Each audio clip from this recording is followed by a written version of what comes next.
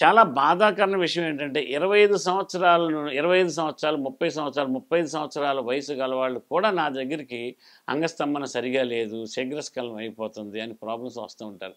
చాలా బాధగా ఉంటుంది. చిన్న పిల్లలు వాళ్ళు ఎందుకు ఇలా అయిపోయింది అని ఆలోచిస్తే కలుషితమైన వాతావరణం, ఆహార నియమాలు సరిగా లేకపోవడం, ఆహార పదార్థాలన్నీ కలుషితమైపోవడం, ఇలాగ అనేక రకాల ప్రాబ్లమ్స్ వల్ల చిన్న పిల్లలకు కూడా వస్తుంది. అయితే ఇందులో మరి ముఖ్యంగా మనం ఎంతోమంది పొద్దున్న నుంచి నేను సాయంత్రంలోపు 10-15 మందిని చూస్తాను ఈ సెక్స్ ప్రాబ్లమ్స్ ఉన్న వాళ్ళని. ఆ ప్రాబ్లమ్స్‌లో ఉన్న వాళ్ళలో 100కి 90% ఎక్కువగా షుగర్ పేషెంట్లకే ఈ ప్రాబ్లమ్ ఉంటుంది. సో, చిన్న పిల్లలకు కూడా షుగర్ వస్తుందిప్పుడు. దాన్ని టైప్ 1 డయాబెటిస్ మెలిటస్ అంటారు. టైప్ 1 చిన్నపిల్లలు వచ్చేది. తర్వాత చిన్నపిల్ల అంటే ఇన్ ద సెన్స్ 20 ఇయర్స్ అట్లాగా. వీళ్ళకే మ్యారేజ్ అయిన తర్వాత వాళ్ళకి షుగర్ ఉంటుంది కాబట్టి ఆ ప్రాబ్లమ్ అంగస్తంభన ప్రాబ్లమ్ కూడా వచ్చే అవకాశాలు ఉంటాయి. అదే కాకుండా 35-40 ఏళ్ళ తర్వాత టైప్ 2 డయాబెటిస్ మెలిటస్ అని చెప్పేసేసి షుగర్ వస్తుంది కదా!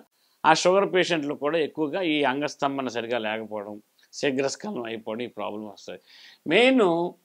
మెయిన్ కారణం ఏంటంటే టెస్టోస్టిరోన్ అనే ఒక హార్మోన్ తగ్గిపోవడం వల్ల వస్తుంది ఈ ప్రాబ్లమ్. ఎందుకు తగ్గిపోతుందంటే షుగర్ పేషెంట్లలోనే తగ్గిపోతుంది మెయిన్. తర్వాత ఆలోచనలు ఎక్కువున్నా తగ్గిపోతుంది.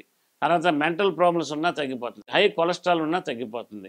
హై బీపీ ఉన్నా తగ్గిపోతుంది. అలాగే థైరాయిడ్ ప్రాబ్లమ్స్ ఉన్నా, థైరాయిడ్ లెవెల్స్ సరిగ్గా లేకపోయినా హైపోథైరాయిడిజం ఆటిల్లో కూడా తగ్గిపోయే అవకాశాలు ఉన్నాయి.